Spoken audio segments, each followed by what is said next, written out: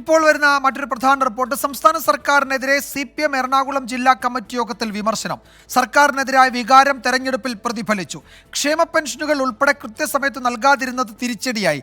ജില്ലയിലെ സംഘടനാ പ്രശ്നങ്ങളും തെരഞ്ഞെടുപ്പിനെ ബാധിച്ചുവെന്നും വിമർശനമുണ്ടായി. എബിൻ ജോസ് വിവരങ്ങൾ നൽകും കൊച്ചിയിൽ നിന്ന്. എബിൻ, എന്തൊക്കെയാണ് ഇന്നത്തെ കമ്മിറ്റിയിൽ ചർച്ചയ്ക്കിടെയുണ്ടായ വിമർശനങ്ങൾ?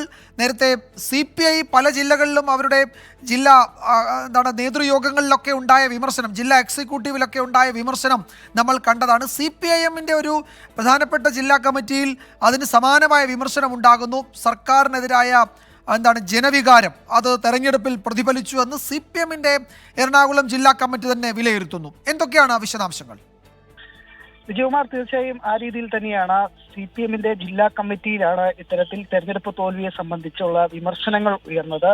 ഈ തെരഞ്ഞെടുപ്പ് തോൽവിയിൽ സർക്കാരിന്റെ വീഴ്ചകൾ പ്രധാന കാരണമായി എന്നുള്ളതാണ് ജില്ലാ കമ്മിറ്റിയിൽ ഉയർന്നു വന്ന വിമർശനം. പ്രത്യേകിച്ച് ക്ഷേമ പെൻഷൻ മുടങ്ങിയതെല്ലാം തന്നെ ഈ തെരഞ്ഞെടുപ്പ് തോൽവിക്ക് വലിയൊരു കാരണമായി. അത് ജനങ്ങളെ കാര്യമായി തന്നെ ബാധിച്ചിട്ടുണ്ട്. ഈ കാര്യങ്ങളെല്ലാം തന്നെ തെരഞ്ഞെടുപ്പിൽ കനത്ത തോൽവിക്ക് കാര്യമായി.